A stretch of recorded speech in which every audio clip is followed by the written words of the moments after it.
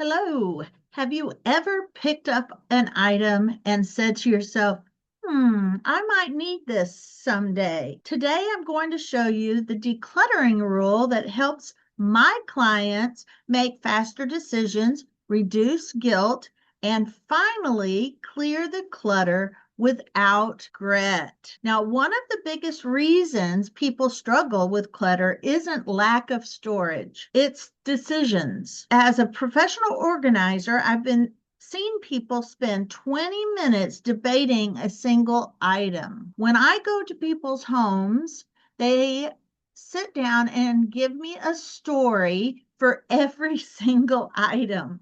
They give me a story for every item they're keeping, and they give me a story for every item they're getting rid of. I believe they feel guilty, therefore, they have a story and a sentimental attachment that they feel like they have to express. So they ask, should I keep it? Should I donate it? What if I need it someday? If you've ever felt stuck making decisions, today's video is for you. I'm going to explain the 1 year decluttering rule. Now you can make it a 6 month or a 1 year decluttering rule and show you exactly how to use it. What is the 1 year rule?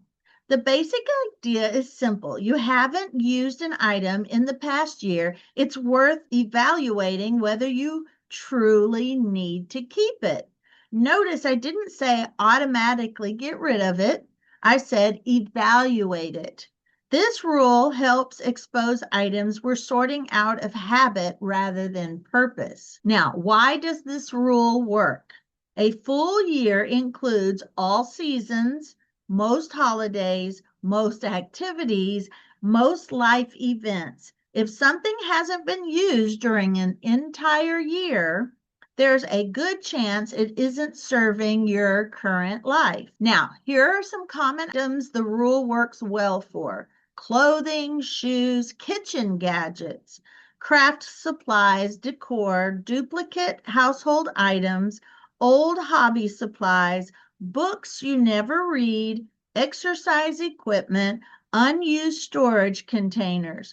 When the rules do not apply, legal documents, tax records, emergency supplies, family heirlooms, seasonal emergency equipment, special occasion items, certain tools, items with significant sentimental value. Now, here's an insight from a professional organizer. The goal isn't to own less.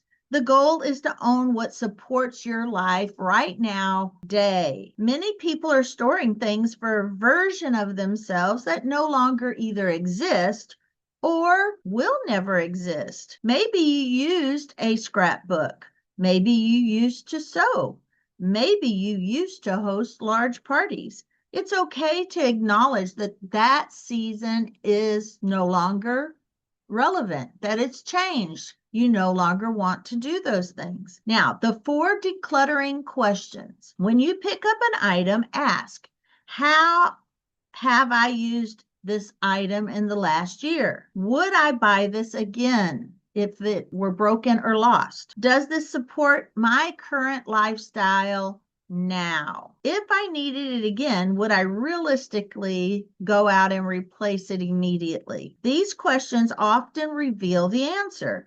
Common decluttering mistakes are keeping things because they were expensive. The money has already been spent. Keeping things out of guilt. Gifts have already served their purpose. Keeping things for imaginary situations. Declutter based on reality, not fantasy. Cluttering too quickly. Thoughtful decisions create lasting results. Now, choose one area, a closet, kitchen, garage, craft room, office. Apply the 1 year rule to 10 items today.